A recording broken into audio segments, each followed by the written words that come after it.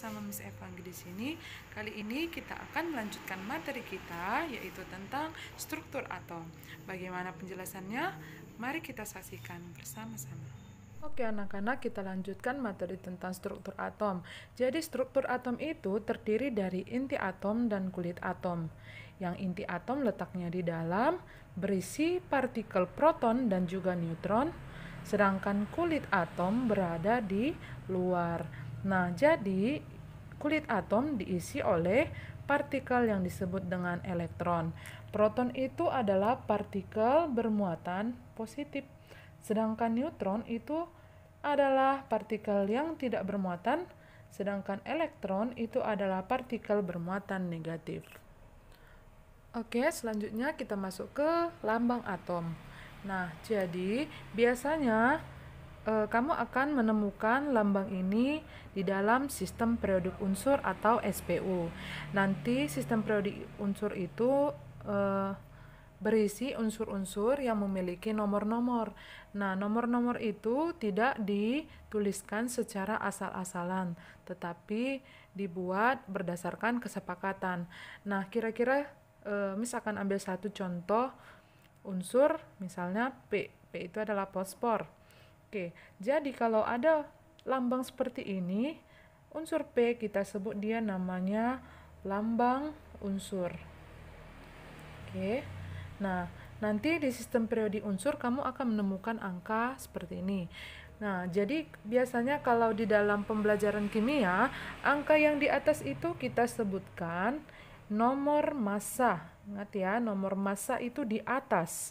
Oke, sedangkan di bawah kita sebut dia namanya adalah nomor atom. Nah, yang perlu kamu ingat, nomor atom itu sama jumlahnya dengan proton dan juga elektron. Ingat ya, bahwa nomor atom itu sama jumlahnya dengan proton dan elektron ya. Ingat, tapi ini dalam keadaan netral. Nah, keadaan netral itu adalah ketika unsur tidak dalam bentuk muatan. Berbeda ketika P ini, misalnya ada soal nih, P3115. Nah, di sini ada angka tertentu. Katakanlah misalnya nih, fosfor itu bermuatan -3. Nah, dalam hal ini, simbol seperti ini dikatakan bahwa lambang itu tidak lagi bersifat netral. Artinya, proton dan elektronnya tidak lagi jumlahnya sama. Tetapi yang berubah di sini adalah jumlah elektronnya, seperti itu. Misalkan Miss buat soal, tentukanlah jumlah proton, elektron, neutron pada yang soal pertama P3115, yang kedua P3115, tapi di sini ada -3. Oke, jadi ingat kembali bahwa proton itu sama jumlahnya dengan nomor atom. Berarti letaknya di bawah. Berarti berapa angka yang di bawah, segitulah jumlah proton dan elektronnya. Ayo, berarti dalam soal yang ini, berapakah jumlah protonnya? Ya, jumlah protonnya adalah 15. Dan jumlah elektronnya juga 15. Karena dalam keadaan atom netral jumlah proton dan elektron adalah sama ya. Oke, selanjutnya di sini ada neutron. Nah, ingat bahwa neutron atau N itu bisa dicari dari pengurangan nomor massa dikurang nomor atomnya.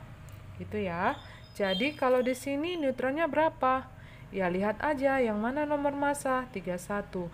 Berarti 31 dikurang nomor atomnya berapa? 15. 31 kurang 15, maka hasilnya berapa? Ya, 16. Maka dapat kita peroleh protonnya 15, elektron 15, sedangkan neutronnya pun 16. Nah, bandingkan dengan contoh soal yang bagian B.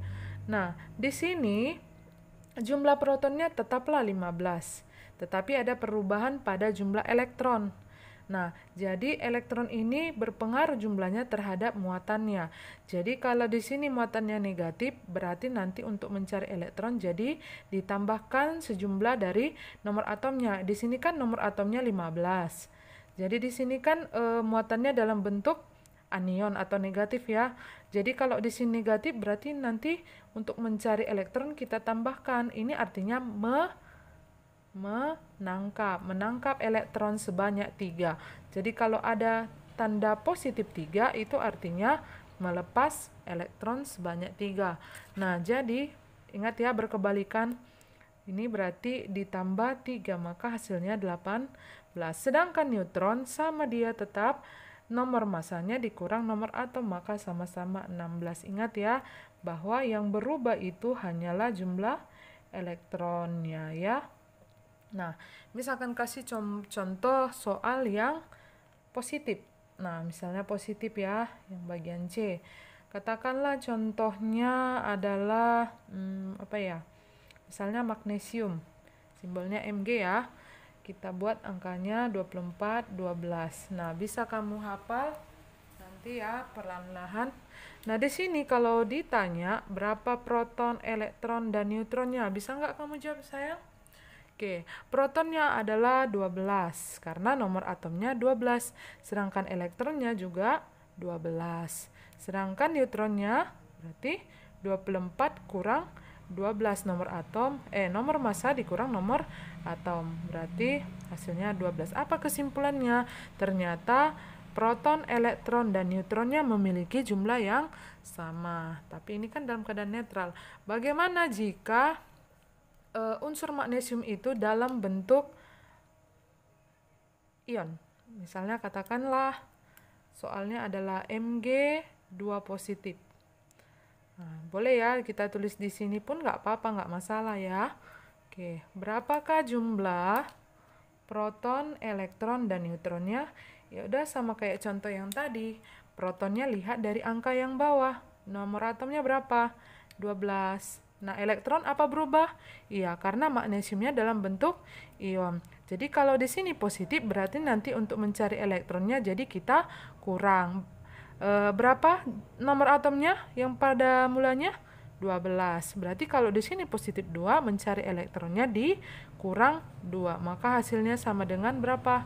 10. Neutronnya berapa? Ya sama kayak yang muatan netralnya. Jumlah netralnya. Nomor massa dikurang nomor atom yaitu 12. Nah, ternyata bisa kita lihat elektronnya juga memiliki jumlah yang berbeda, sedangkan proton dan neutron itu tetap. Jadi setelah kamu mendengarkannya, maka kita bisa ambil kesimpulan bahwa struktur atom itu terdiri dari yang pertama namanya kulit atom yang berisi elektron, inti atom yang berisi proton dan neutron. Nah, kemudian yang kamu ingat bahwa ternyata proton dan neutron jumlahnya tetap. Tetapi yang berubah itu adalah jumlah elektron. Makanya yang ada nanti di pelajaran selanjutnya konfigurasi elektron, bukan konfigurasi proton dan juga bukan konfigurasi neutron. Saksikan penjelasan selanjutnya sayang, ditunggu.